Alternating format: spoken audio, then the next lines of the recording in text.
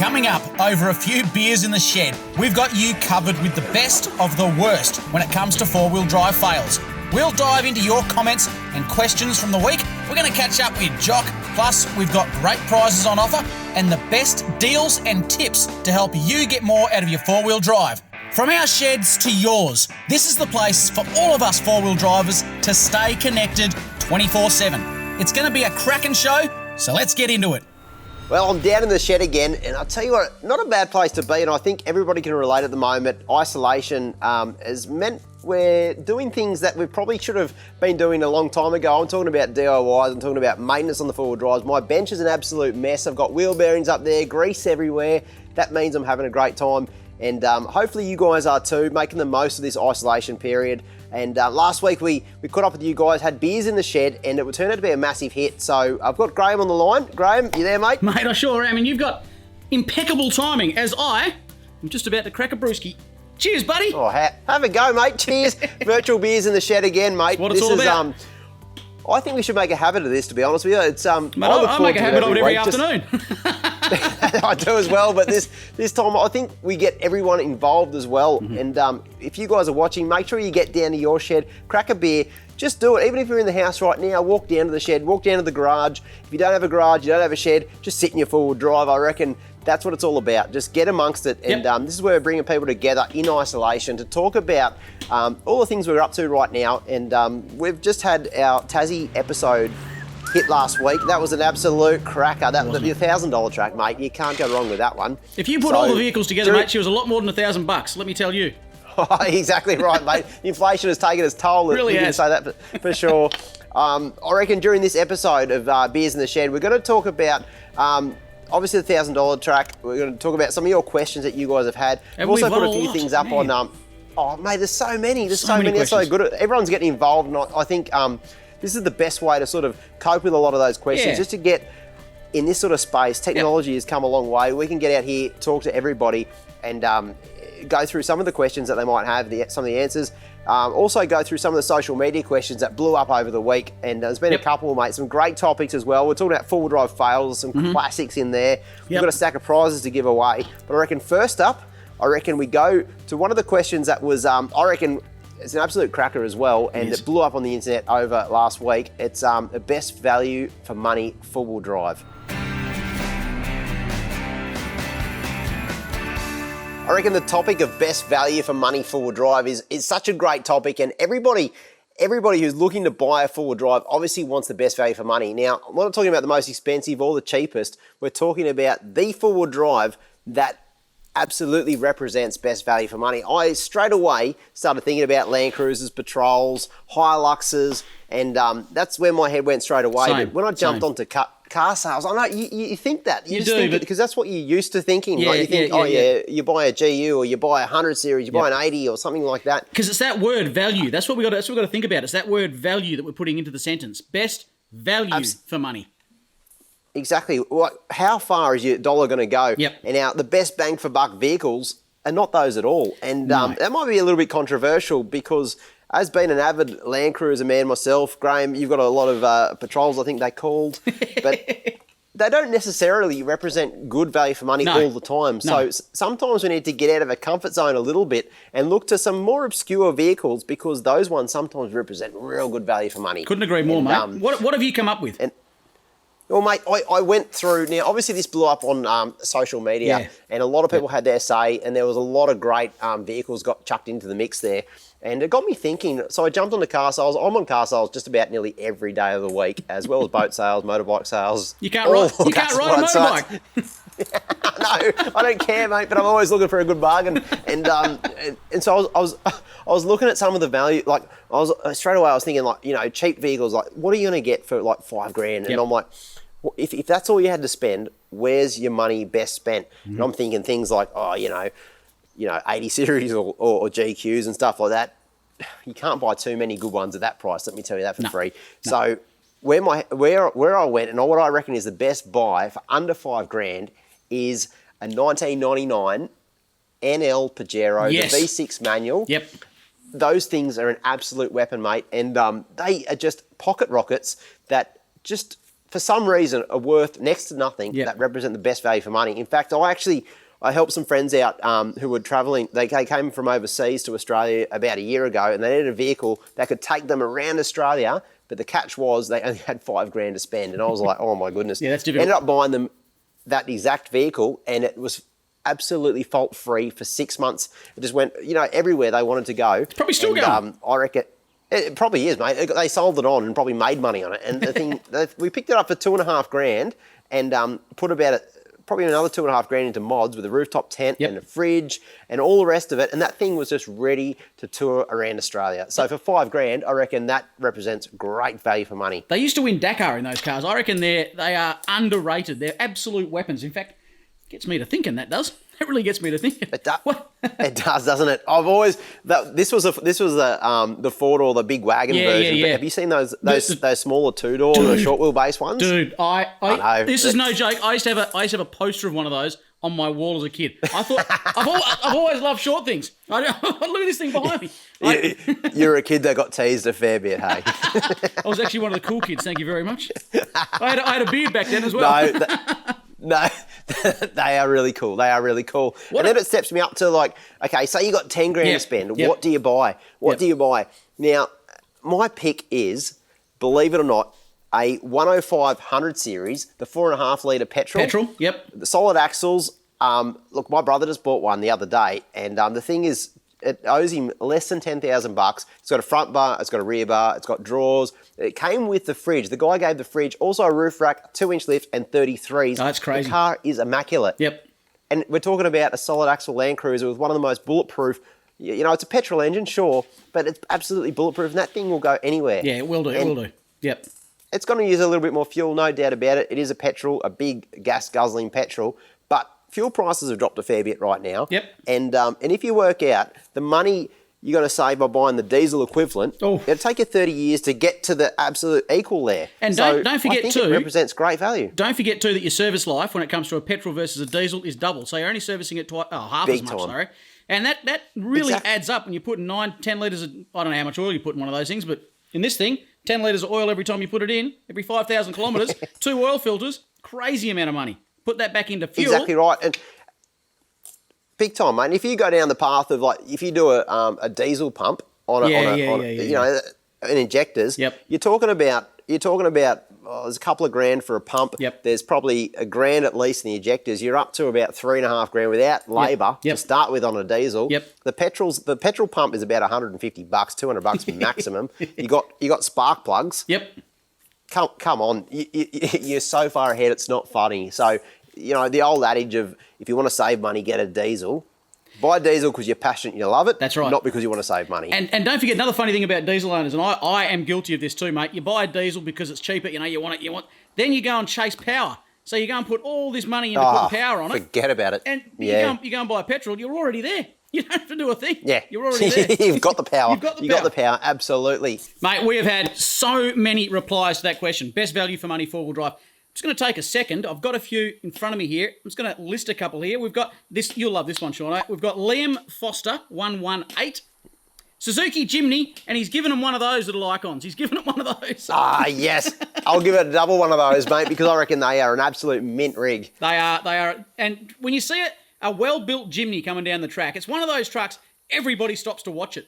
It just, you want to see how it's going to go. So good on you, Liam. We've got NZ_106_ four-wheel drive. There's no guessing what he's chosen. It's a HiLux LN 106. Maybe a HiLux. And an absolute cracker. It really, that's a good buy. We've got James Bomford. He's gone for a GLXR Triton, of course. Another one of those ones we didn't mention. Cracking value for money, mate. Triton. Essentially a Pajero drivetrain, Yep. but a ute. And obviously utes command a lot more money. You can get those for a steal. Absolutely. Zach_HDJ, he said a GQ TD42 Patrol. Cheap, but if you look around, cheap second-hand parts, easy to work on, and of course, heaps of aftermarket parts for them too. That's a good point. The only thing I'd say is that GQs these days, and that one there is a classic example, they are getting a bit long in the tooth these days. It's hard to find one that hasn't been thrashed to pieces like the one behind me. We've got Jack Gilby. He reckons a 90 series Prado. We didn't mention that. He says coils all round, decent amount of space, not such a slow poke, and it isn't a cruiser, so it's a third of the price. He raises some pretty good points.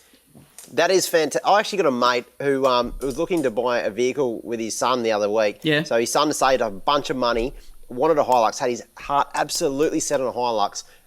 Unfortunately, the HiLux was about 15 grand and way out of his price range. Yep. Found a 90 series Prado with a 3-litre turbo diesel, and I think it was about 9-10 grand. Yeah, and it had yeah, about 120,000 Ks on it. It was almost a brand new truck. Brand newy. That's a great buy. Mate, there's one guy down here. He's got my he's got my heart. Jack Grow. He's gone the 4JJ1 for sure. Cheap, reliable, easy to maintain, and plenty of power. He knows his 4-wheel drives. Yeah. That fella for sure.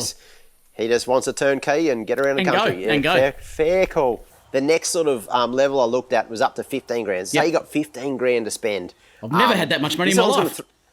I know, but this one's going to throw you, mate, because, you know, I was straight away, 15 grand, I went straight away, I was like, you know, it's got to be a Landcruiser. No, it doesn't. And I was like, oh, maybe a Ute, like maybe a HiLux or something like that. And I looked at the prices of HiLux, and I'm like, man, the prices of HiLuxes these days, they're up here.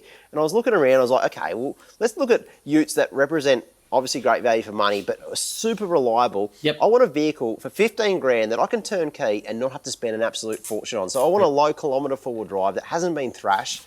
And believe it or not, mate, I came up with a 2010 Colorado.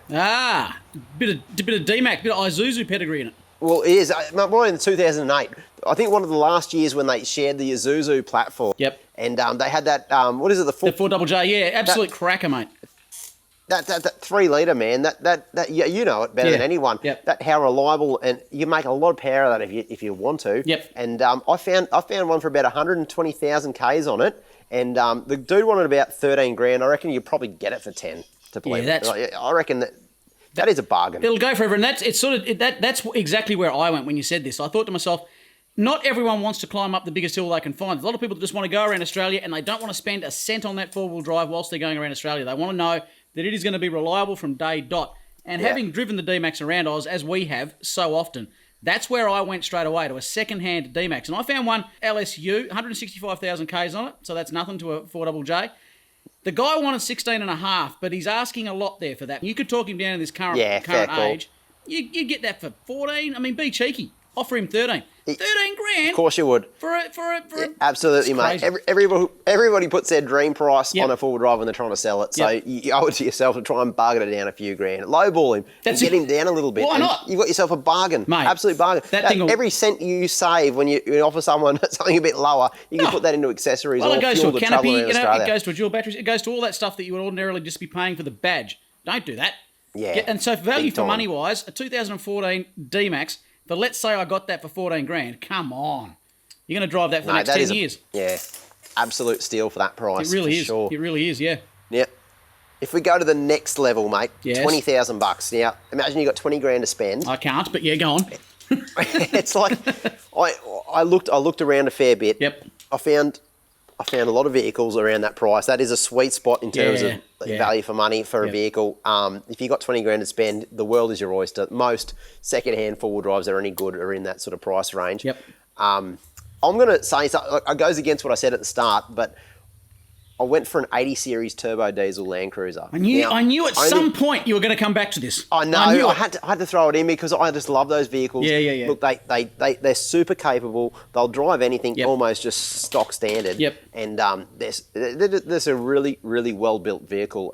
One of the better Toyotas probably ever made, I'd say that. And I own a couple of them. It is a cracking vehicle. It is a sweet spot. Yep. It's a sweet spot, mate. And the reason I say 20, and people are sitting there going, I've seen one for 15. I saw one for 12 the other day. Or, mate, if you're going to buy a vehicle of that vintage, look for the best example of that vehicle you can buy. Yep. So a $20,000 80 series is typically like a turbo diesel. I'm not talking about the FT version, which is that's like a unicorn. You'll pay 30 grand for that all day long. But I'm talking about just like Sooty, the same sort of vehicle as that. Well, I hope you not buy quite the same. Just ever so slightly better. 20 grand for Sooty, mate. But you know what I'm saying, though? Yeah. You buy that vehicle that's got the lowest amount of Ks. Yep. It's still standard. Look for those aluminium side steps are straight because the guy has never wheeled it hard. Yep. They're not bent like this. Yep. Never been thrashed. that's the vehicle you want to try and buy. That's just been loved its whole entire life. And that represents, I reckon, a good buy at 20 grand, because even in 10 years' time, you'll sell that vehicle for near that price again. Now, you just mentioned the word unicorn, mate, and I'm going to throw in one of my dream buys. I did manage to find one years ago, and it's sitting just to my left over here, just out of the, you can't see it on my old frame here, but, mate, I'm talking... bike or something? It's not, no. I'm talking about a coil cab GU, mate, last of the TD42s. Oh, yeah. Now, they are still asking stupid money because of that engine, because how strong they are, how reliable they are. But I managed to find one actually local to me. It's a 2004 TD42, so it's the last, 2004, last of the 4.2s. It's only done 186,000 kilometres. The bloke probably didn't even need to change oil in that time, 186,000 Ks. Now, it does have a bit of a dodgy paintwork on it. I'm going to get back to that. It's got a big canvas canopy down the side. It really does look like it's been out bush. It's got 33s, a 2-inch lift, a dual battery system, because I reckon he had a fridge in there and a roof rack. The roof rack is a tradie rack. The reason he's got his fridge in there is because he's taken his lunch to work. The reason it's banged up is because he's a tradie. He hasn't cared about the body too much. But he's asking 26,500, which today, with all of us, counting our pennies, offer him 23. Offer him 20. Can you imagine picking up 186,000 kilometre, last the 4.2s, to say $22,000? That right there, that's value. Yeah, that is value for money. Now, turnkey on that, go around Australia straight away, or if driving tough truck is your thing, that's your vehicle. So it can do anything. It's a very capable vehicle. You could do anything. You could, if you got that for 23 and you put another couple of grand on it, and you put some new tyres on it, and just tart it up a little bit. Imagine putting another 10. Let's go crazy. You got it for 23. You put 10 grand on it. You've got a $33,000 four-wheel drive. It is unbelievable.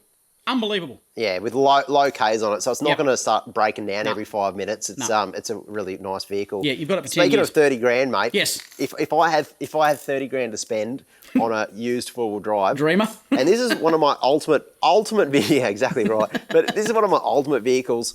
I'm talking about a 2006 last of the 100 series factory turbo diesel. Yep. So. Yep. That thing, obviously an IFS vehicle, I love them to pieces. Those things command stupid prices, but you can find, if you look hard enough, it's probably going to take you maybe 3, 4, even 6 months to find the right example of that genre. But you get that right vehicle, that vehicle will last a lifetime. Ready to turnkey again, go to Cape York, tow a boat, tow a caravan, and you'll sell it in, 10 years' time, you'll probably get the same money for it. There's only one negative to that vehicle as I see it, mate, and that is that it's going to be very difficult to park out the front of the cafe in Newtown. But if you master that, mate, she would be a good vehicle. She'll look after you. She'd be an absolute cracker, mate. And that engine, that FTE engine, is probably one of the better engines ever made. Full stop. There's no second. Big call. Exactly right, mate. Speaking of user comments, one question that got chucked around on Instagram last week that went absolutely mental was the best four-wheel drive fails, mate. So let's have a look at that. Well, mate, when it comes to fails, there's probably no better person to take the floor right now. Graham, you've seen a couple of fails in your life, mate, mostly to do with a four-wheel drive. I have, mate. It's the truth. It's the truth. Have you got anything in mind? You want to call me out on here, mate? I do. Mate, look, I wish this video went for about 4.5 hours. I'd start to talk about the last year of fails that I've seen from you. But I just want to mention one in particular, mate. Yep. McBride's Beach. You remember that, mate? We were all sitting there having a laugh on the beach. I nearly got stuck, but I just drove through, powered through, 80 series power, just sand is in my wake. And then you got stuck like you wouldn't believe, and so did everybody else in the crew. The only thing in my favour there was I wasn't the only one. I'd like to point that out. I was not alone when it came. Thank goodness for that. I know. You can sit there laughing. That was one of the greatest days of my life. You certainly enjoyed it, but I want to point out something. We were on the Frenchman's track, so quite remote, Cape York. No, you just, for some reason, you zigged when you should have zagged, took a bizarre line, and I had to winch out backwards. Remember that? I do remember this, and my 80 series still remember this as well, because I've got a high tide watermark up around the middle of my seats, mate. You certainly took some. Speaking of taking some water on board, do you reckon we could get to see some of the fails that have been sent in by? Because there's been so many crackers come through, and so many we couldn't show right now. But let's have a look at a couple, because the first one, mate, and this is a man of my own, Zook 000. Yep. That is a cracker. Have a look at that photo. That's an axle looks like it's coming out the side. Nothing wrong. Nothing wrong with that, mate. I reckon that Zook, even on 3-wheel drive, will still go all right. Have a look at the little stain down in the bottom right-hand corner. Let's move on to, is this Gavin Mac underscore 1973? Oh, when the day just goes pear-shaped, we've all been there. How did that not go on its side? Have a look at that thing. I know, he doesn't look stoked at this particular time. He's probably laughing about it right now with a beer in his hand in his shed watching this. No I hope doubt, he is. But I hope he is. at this particular moment... No. I reckon those seats would have been about the same colour as the water, mate. And do you know what's so devastating about that? It looks like a really well-loved forward drive before that particular manoeuvre. Gee whiz. Always walk your water crossings before... No, don't know. Why is that? Because we wouldn't have any fails in the day to show. Do that. Just get in there. Just send someone else in first. Anyway, let's move right on. Oh, we've got a video here. We've got a video, and it's another water one, mate. Oh, check out that old Castley? Castley, that is an absolute cracker. Check this out.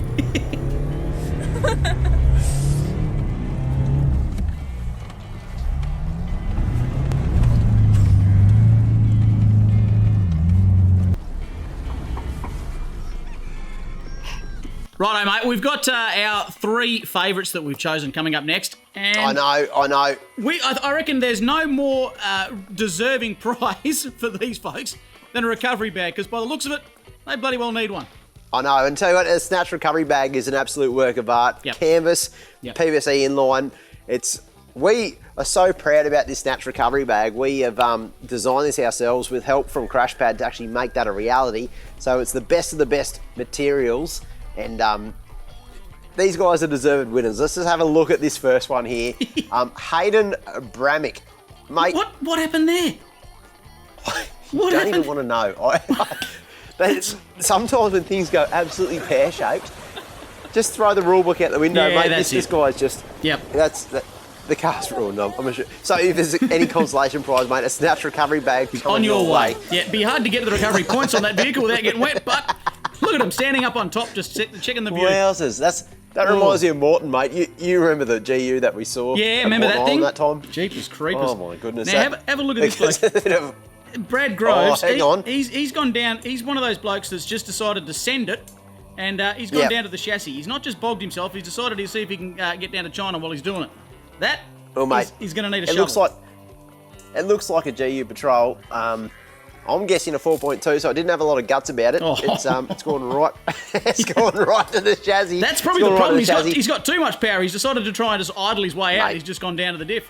The Well, poor fella. let's give this guy a recovery bag, I mate. think he Mate, if deserves he it. joins the price of that GU and the recovery bag together, he might be able to get a Landcruiser. And then you're a cheeky bugger. Who's last year? We've got Jack underscore. One more. Is that Jack underscore 1H or TH? I can't see. It's a bit of a blurry photo on here. TH. Is it? TH. Now And what? Glasshouse Mountains, mate. Oh my goodness We've gracious. been there before. Haven't we just? Look I at don't that. reckon that water would have smelt too good either.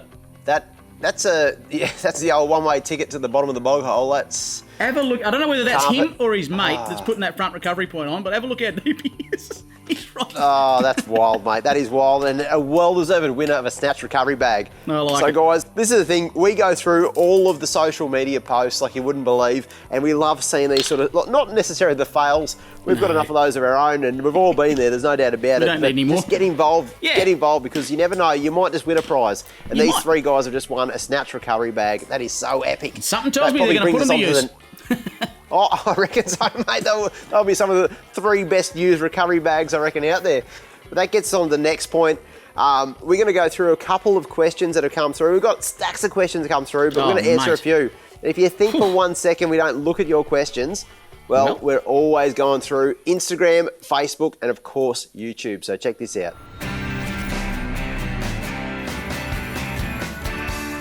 Mate, we've just launched, obviously, one of the more popular episodes we've done, and that was Tassie Part 2. We should have just called that something to do with mud, and it would have worked, because I tell you, I've never seen so much bloody mud in all my life. We got a heap of people comment about the fact that we didn't have a stick welder with us, mate. Now, I'm going to put this one to you. I can't travel with a stick welder. Bit hard to do. I know, mate. I know, and I know what people are getting at here. And this is a Yeah. fun fact. I used to always carry a couple of welding rods, some stick welding rods, in the back of the 80 series here. And Yep. I had a bit of a purge recently, just before Tasmania, where I had about 4 different socket sets in there. I had way too much stuff in there. I remember that. I remember And that. one of the things I took out, I used to carry a few welding sticks in there. Now, the thing, of course, if you're going to weld with batteries, which is what we're talking about here, you've got to grab all the batteries out of the engine bay, you've got to join them together. So you need a bunch of either wire or you need a bunch of jumper leads or something like that. Jumper leads or something like that. So it is a bit of a pain to set up, but yes, you can weld on the tracks. Look, it's one of those things. If I had welding rods, I probably would have insisted about on the third day of the $1,000 track to get those out and let's try and weld that back in, because that was an absolute mission. And to do it with ratchet straps was a nightmare with so many turns on that track. I guess though, mate. I guess where do you stop though? You know, you could say why don't you carry? I mean, why don't we carry a spare vehicle? It's this is right. You've got to draw the line somewhere. Even a spare steering arm on a Raptor. Yeah, that would have actually been a really good thing to have. Sometimes you don't have everything you need, but you make do what you got, and that's what we do. And that's half the adventure. Exactly right. We don't have mechanics behind us in emergency vehicles ready to, work out our problems when they happen. We just deal with it when it happens. And in the middle of nowhere, and there was dead set. There was times in that particular moment we thought, well, we might leave this Raptor in the middle of the $1,000 track, and who wants to go get it? Himself. Not me. Now, mate, we put a post up just the other day asking people, where's the first place you're going to go when social distancing rules end?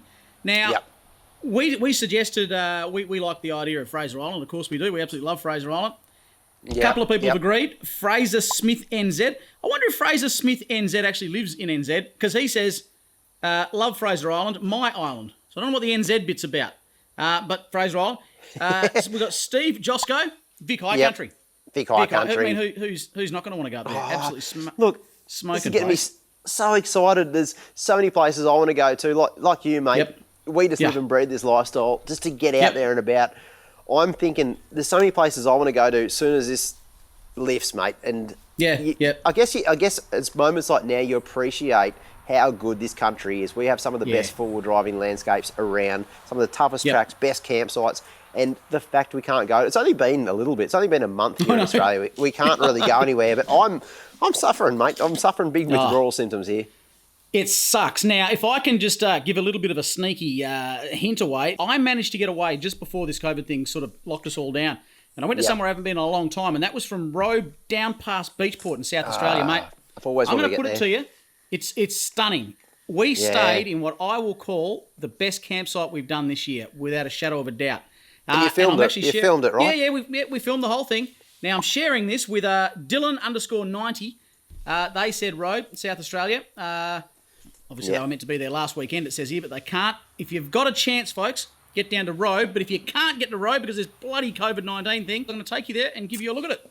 Oh, I can't wait to see that, mate. It's a place I've always dreamed of going. Mate, here's a question that's come up quite a few times on the social medias and, of course, YouTube. People have questioning, how do we take a shower when we're on such a remote trip, especially like the $1,000 track? And well, I just get me helicopter and go back to my hotel room, mate. That's what I do. I wish we could, mate, but the reality is we are covered in mud for about 4 days straight. Now, the best we do, and this I'm speaking to myself here, Graham, I don't know about your habits, mate, but I get a couple of baby wipes every now and again, and if I can just get some of that caked up mud, when it starts getting over an inch thick, just to try and get some of that off your arms so you can go to bed in a half-decent state. But the truth of the matter is, no showers. We don't have showers. Mate, we don't have room for showers. We don't have room for stick welders, as if we're going to have room for a shower. I just embrace it. I just literally embrace it. So from the minute we go in to the minute we come out, however I come out of there is how I come out. And then when we do finally get to a shower somewhere, a mate's place or whatever, I destroy it. Absolutely destroy it. Just mud coming off. It is not a pretty sight, mate. Me in a shower full stop ain't a pretty sight. It's not a pretty sight, mate. It's funny, like you get to a pub after about 4 days in the bush, you're covered in mud. This is weird, but I wash my hair and I put my foot over the drain. You're a weirdo. And I see how much mud comes off me, and joke, I've washed a vehicle that has less mud on it than comes off me. That's freaking weird. Then again, I can't talk because I like to look at the towel after I've dried myself because the towel always gets filthy as well. That's kind of weird. There's some weird behind the scenes for you folks. Hey, one thing we did notice though was when the camera crew up in the Simpson Desert, they had 9 days without a shower and there were 3 blokes in the car. Ooh. Shauno and I would not go near the camera car. It was pretty rancid. heavy. It was pretty heavy. It was absolutely rancid. That's all right, though. That's all right. Look, I reckon we get on to a couple of quick fire questions, mate. Yeah, let's go for it. Go for it, mate. I'm going to read one out. Aussie Dog 93. Hey guys, what part do you find to have the most repair work after the trips? So, look, I think bearings and drivetrain, when you get a lot of mud and stuff inside your drivetrain, bearings, and of course you change your oil after every time, but there's not that many breakages unless you're on the $1,000 track anyway. Then there's a few. Yep. I've got one here for you, mate. This is a cracker for you. Cullen_Jones. Cullen_Jones. Yep. What 4x4 do they not sell in Australia that you wish you could get here? Oh, that's a tough one, mate. That's a tough one. Maybe I'm one of those. I'm going to say that race spec Raptor. You know that bad boy Raptor. Oh, wicked! If you just won the lotto and you had a spare, $250,000 to spend, that would be a Is that how much they are? Oh, they're super expensive, mate. I'd buy a short wheelbase GU. GQ. Oh, no, GU. Nice. You can get those overseas. You can't get them down here. You can. They are sick. Yep. I love those things, man. That would be cool. There actually was one in WA a number of years ago, and it was used in the off-road racing scene over here, but the dude rolled it and wrote it off. Oh, those things, you can buy them overseas, but not here. They would be sick. I'd have one. Just so Graham's got a shorty GQ, I'd have a shorty GU. It'd be so much better. Go one better. I always knew you were cool, but you never really showed it up until now. That's kind of nice. We've got Brods_Ward. How much planning goes on behind the scenes for each trip? Yeah, it's pretty simple, really. Well, it's a fair bit. It's Graham, you know as well as I do, mate. It's a very complicated process. We normally go to a pub, a local like an outback this is pub. Correct. This is correct. We try and see if they've got a dartboard. Now, if they've got a dartboard, we'll order several schooners. Now, after about the fourth or fifth schooner, we'll start throwing darts. That's when I come into my own with the old darts. We'll go, righto, if anyone can get a 20, we're going to the Kimberley. Yes. We're going to the Kimberley. That's why we haven't been to the Kimberley for a fair while. We haven't been to the Kimberley for a fair while. But what happens if you get the corkboard on the outside? Oh, we're going to Coffs Harbour. Oh, bugger. No, that's actually pretty darn true. But no, behind the scenes, I mean, there's a lot of people much more experienced than Sean and I at getting these things. There's a fair bit that goes on behind the scenes. There is, but the reality is there's been times where we've been sitting in a country pub and we've literally grabbed the coaster up, turned it upside down and starting right, and all right, let's go here. We haven't been in Central Queensland for a little bit. Let's see what they got to offer. Yeah. Now this is a long name, but I like it. It's Take Me to Paradise 4x4. And the question is, what was your first 4x4 destination and how long ago? Crikey. I can't think that far back, mate. It wasn't really a 4x4 destination. I used to cut my teeth on a lot of tracks around like Lithgow and the Wadigans and stuff like that in my Suzuki Sierra. Menai, Appin, places like that you used to be able to wheel back in the day. And I wouldn't call it a destination, but we used to do it every week and just wheel the absolute heck out of vehicles. First big trip I ever did. Yeah. It wasn't too much further from there, but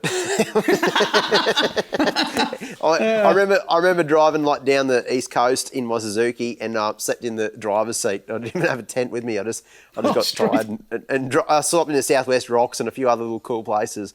But obviously things got better after that. They have, mate. They have. You've lifted your game ever so slightly. Now look, we've got a question here from _Max _81 He likes his underscores, that bloke. He said, what happened to the Zook and the $1,000 Lux? Now that is a cracking question to ask, because I might throw it to the one person that's going to know exactly what happened to the $1,000 Lux. It's a good friend of yours and mine, old Jocko.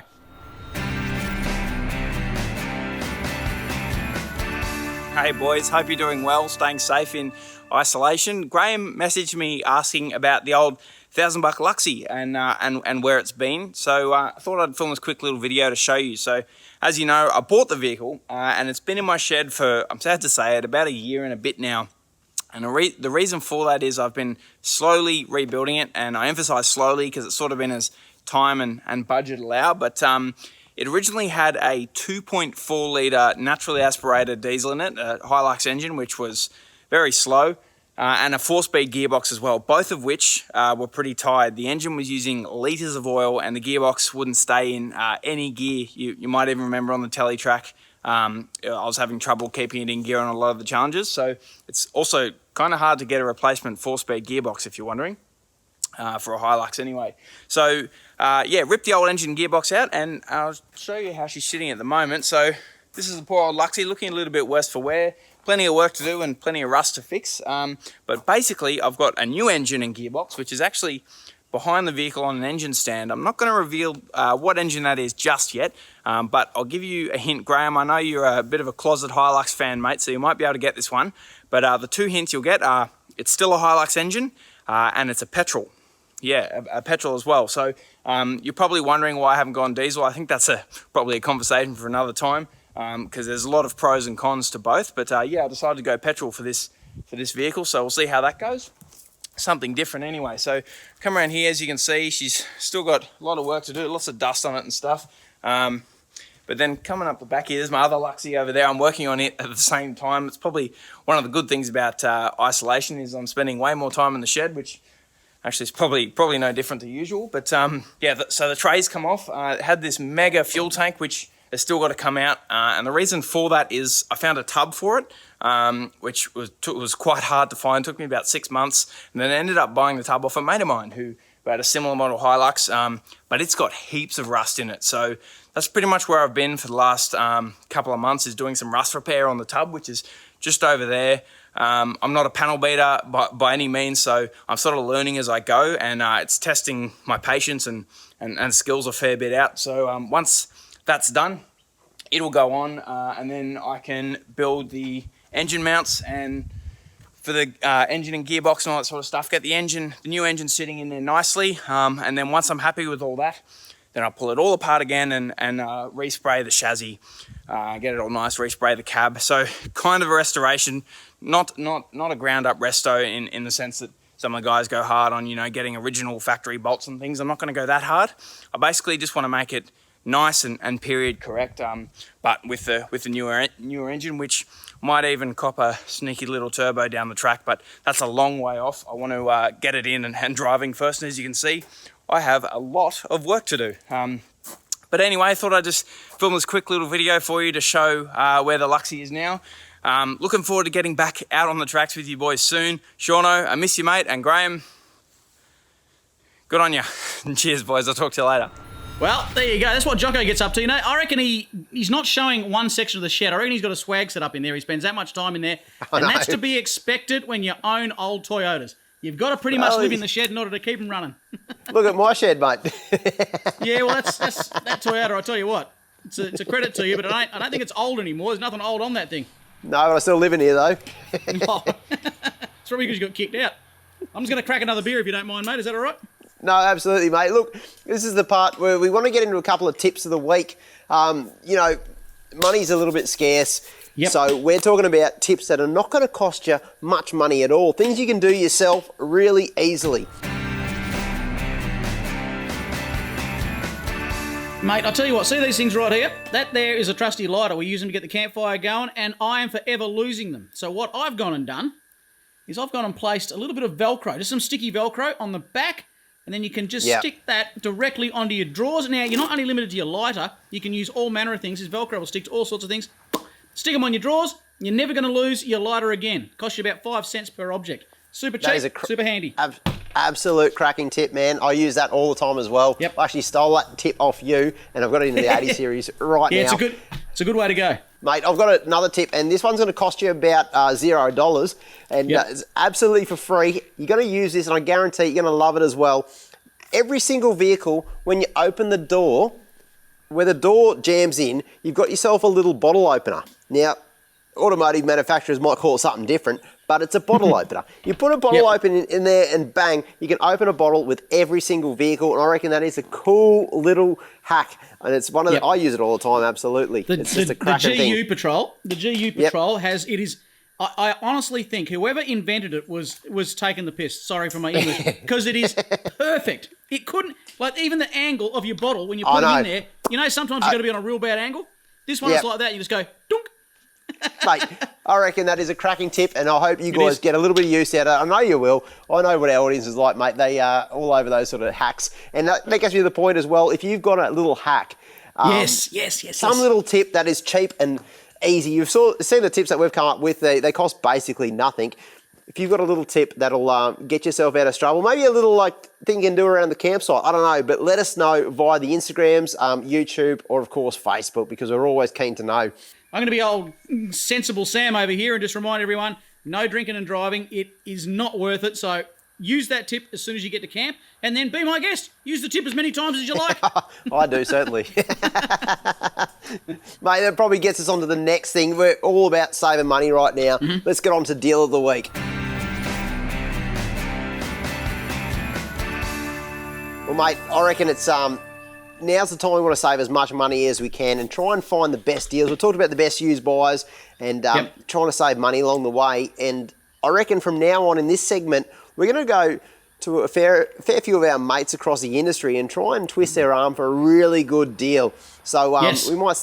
So starting off this week, let's start with Snatch Clothing. A lot of you guys absolutely love the brand, and we thought we'd do a really cracking deal for this one. What do you got, mate? What do you got? Any hat.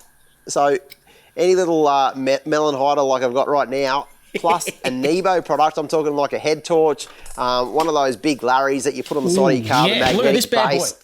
Yeah, have you got one? Have you got one right there? Mate, I use this. I use this to spot possums around the house because it is so damn bright. I shouldn't do that, should I? That's too bright. Look at that bad boy. I know. We've been using the Nebo products right around for the last couple of years now. They're absolutely quality. And that's one of the really cool things about them, the USB chargeable and stuff like that. So, you can take them out in your four-wheel drive and they're weapons of things. $69 for a hat and any Nebo product. I reckon it's an absolute steal. And that's just for you guys because we know that at the moment everyone's trying to save money. So we're trying to do exactly that. And next week, just look at this space because at the end of each time we go in the shed for beers, we're going to do a deal of the week. So that's our one for this week. And that'll only probably last. It'll only last for the next couple of days. So make sure if you want to get a hold of that one, jump on straight away. Mate, I've thoroughly enjoyed this. This is Beers in the Shed has been, well, this is the new norm now. I mean, to be able to do it, the technology, you put one of these weird things in your ear. I know that looks a bit strange. To be able to do this, what are we apart? We'd be like 5,500 kilometres apart as the crow flies, and yet we can still have a couple of beers. Here we are. We're having a beer with probably hundreds of thousands of people right now on YouTube. And I think that, look, guys, if you're having a beer, put it up to the screen right now. Big virtual cheers. We love hanging out with you guys. And those questions, there's so many questions coming in at the moment. And that's what we're doing right now, going through all the questions and trying to basically come up with the best ones right now to put on the show. So if you've got a question, if you've got any sort of comment, make sure you put it down. Social media, on the Instagram, the Photo Action Instagram, of course, on Facebook and definitely YouTube. That's where we're at. We're all there. And we've got a stack of YouTube shows in the bank as well. So that's a question we get asked a lot, isn't it? I know. There's people thinking, what are you doing right now? Yeah. Well, we've got a heap in the bank. That means that we ain't running out. Don't stress. Nah. We ain't running out. We've got heaps of adventures you haven't seen yet, still to come. One of which, mate, you couldn't make it on this one, which was almost a blessing in disguise. I don't think you would have liked it, Road Beach Run. It was just me. It was me and Shuey, our little cameraman there. I know. We had and we took Brett from Crash Pad. We had an absolute blast, and that's coming up. It's coming up this Thursday. I'm excited to see that one, mate. I'm very excited. We've also got the Dirty 30 build. Now you can see it behind me, but before it came into my shed, we filmed another episode, so that's coming up really soon. And we've also got a bunch of. A pretty short episode, wouldn't it, mate? Mate, goes for a fair bit of time because there's so much awesome to take in. That's for sure. And we've got a couple of. We've done a few trips in New South Wales as well. So there's a stack of content coming up. Plus, I reckon, mate, if it's okay with you, Graham, and it's okay with you guys that are having a beer with us right now in your very own garages or sheds right now, I reckon we should make this a bit of a regular. And we're all about bringing the best four-wheel drive content 24/7. That's what we're trying to do right now. Is just touch base and make a time each week to sit down and have a beer in your shed, because I think if you don't do it at least once a week, you're missing out big time. Well, you probably should. You probably could do it a little bit more than once a week, but we'll make it official. Exactly right. At least once officially a week. We should do this. And I reckon, look, you guys are probably doing it tough as well. We're suffering withdrawal symptoms. I haven't been bush for about 2 weeks and it's killing me at the moment. But look, whatever you do, make sure you're keeping safe and staying out of trouble, and look to Forward of Action YouTube channel, because that's where all the great content's going to be coming, and there's no shortage coming up. So I want to say a big cheers. I want to thank everybody for coming down to YouTube right now and joining me in my shed, Graham in his shed, and hopefully you guys are in your shed or in your garage, in your car, on your lounge. Doesn't matter, as long as you're comfortable and having a beer. Absolutely, mate, and stay safe in isolation. That's the key, I suppose. Just enjoy this moment, and we're going to be back next week, and we'll go through a bunch more questions. So look for Instagram, look at Facebook, look for YouTube. We're going to be putting a lot of questions out there, and hopefully we get to yours and you'll win a prize. Catch you next week, folks. See you next week, Shaun. All right. Good luck, mate. See you, mate. All right. Catch ya.